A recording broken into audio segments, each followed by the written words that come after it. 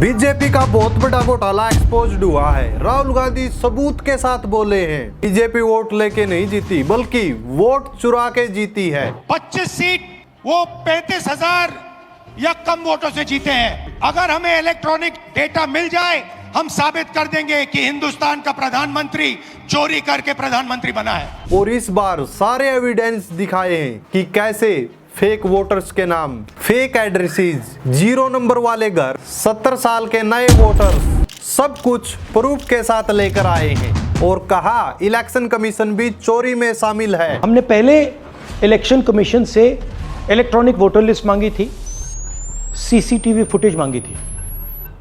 उन्होंने अपना काम नहीं किया, हमें नहीं दिया। फिर हमने अपना इन्वेस्टिगेशन कराया, आरटीआई भरे और हमारे पास डेटा आया। भाई और बहनों, सच्चाई यह है कि हिंदुस्तान में इलेक्शन कमीशन और बीजेपी मिलकर इलेक्शन चोरी कर रहे हैं। ये पूरा का पूरा सबूत ब्लैक एंड व्हाइट में आज हमने आपको दिया। एक सीट पर 1,0250 फेक वोट है। एक ही आदमी 4 बूथ पर वोट कर रहा है। एक रूम जिसमें 80 लोग रजिस्टर्ड है, लेकिन ग्राउंड पर एक भी नहीं मिलता। चुनाव में 6,50,000 वोटर थे, उसमें से 1 लाख चोरी के थे। अब मैं आपको 5 उदाहरण देता हूं। ये देखिए गुरकीरत सिंह डांग, इसका नाम 4 अलग अलग बूथों पे आता है। ये कैसे हुआ और क्यों हुआ? हाउस नंबर 35 की कहानी सुनिए। छोटा सा घर है, ज्यादा से ज्यादा 4 लोग रह सकते हैं, मगर इस 35 में 80 लोग वोटर लिस्ट में रजिस्टर्ड है। ये ईआरओ ने कैसे अप्रूव किया, क्यों अप्रूव किया, पता लगाना है। और फिर house number 0, father name ABCD, voter list में नाम आ गया पर वजूद पूरी दुनिया में ही नहीं। हाउस नंबर 0 देखिए, मुनियप्पा जी, मंजुला मुनियप्पा जी का हाउस नंबर 0। अच्छा, ये देखिए टेकराज सबकाता, इनका फादर का नाम DFOIGAIDF, हाउस नंबर 0 में रहते हैं। फॉर्म 6 का खेल ऐसा कि 70 साल की शकुन रानी वोटर बन गई और वो वोटर ऐसी बन गई कि 2 बार वोट डाल के आई। अब मैं आपको बताता हूं शकुन रानी की कहानी। फर्स्ट टाइम वोटर बनी है, 70 साल की आयु है।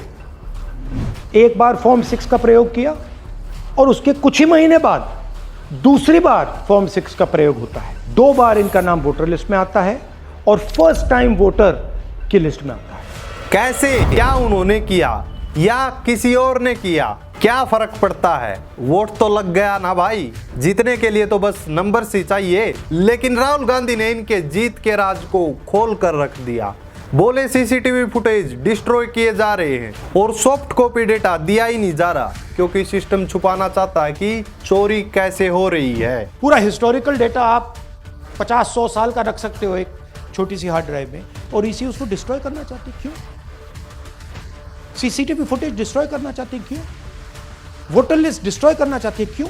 और इतने सबूत के बाद भी बीजेपी और इलेक्शन कमीशन ने क्या जवाब दिया, आगे इसी वीडियो में उस पर बात करेंगे। और सबसे बड़ी बात, ये सारे सबूत एक विधानसभा चुनाव के हैं। अगर एक सीट पर ऐसा हो सकता है तो सोचो कितनी सीट्स पर यह मॉडल चलाया गया होगा। और अगर चलाया गया है तो जो सरकार अभी सेंटर में बनी है वो कभी बनी ही नहीं होती अगर फेक वोट ना होते। इसीलिए राहुल गांधी ने इलेक्शन कमीशन से ये कहा, जो वोटिंग हुई है उसका सॉफ्ट कॉपी डेटा दे दो। लेकिन जवाब आया ही नहीं और जब दबाव पड़ा तो देना पड़ा।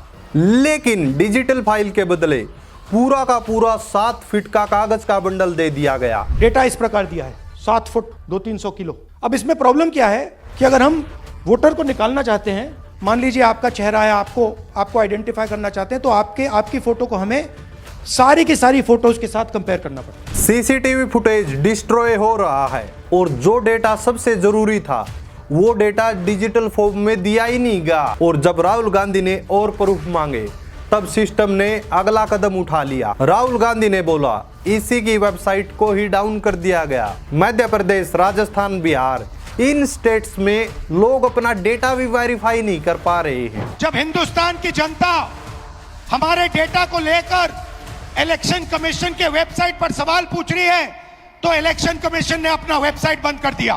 सोचो, जब वोटर अपना डेटा ही चेक करना चाहे और डेटा अनअवेलेबल हो, और जब सॉफ्ट कॉपी के नाम पर थामा गया 7 फुट का कागज और सच बोलने वाले को मिसलीडिंग कह दिया जाए, तो भाई ये इलेक्शन है या फिर कोई प्लानिंग वाली चोरी। जब ये प्लानिंग खुलकर सबूत के साथ बताई गई तब बीजेपी और इलेक्शन कमीशन ने दोनों ने जवाब देना शुरू कर दिया। सबसे पहले बीजेपी ने बोला कि ये मिस इन्फॉर्मेशन है, ये सब कुछ झूठ है, नैरेटिव बनाया जा रहा है। और ये भी बोला गया राहुल गांधी बिना किसी प्रूफ के कॉन्स्टिट्यूशनल इंस्टीट्यूशंस को बदनाम कर रहे हैं। उनकी पूरी प्रेस वार्ता, उनके सारे बिंदु बड़े ध्यान से हमने अध्ययन किया और ये कहना गलत नहीं होगा, बिना प्रमाण, बिना तथ्य, बिना सबूत झूठ का कारोबार करने के लिए राहुल उर्फ विध्वंसक आरोप लगा रहे हैं। मतलब प्रूफ वीडियो में हो,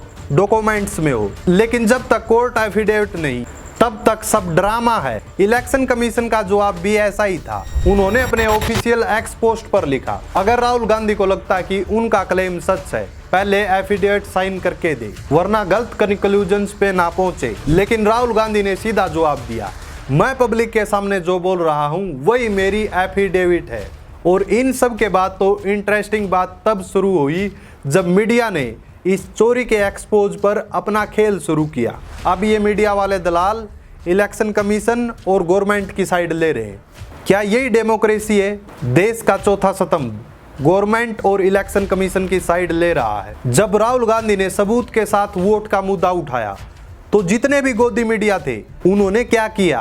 क्या उन्होंने उस वीडियो को प्राइम टाइम पर दिखाया? क्या उस 7 फुट के कागज की जांच की गई?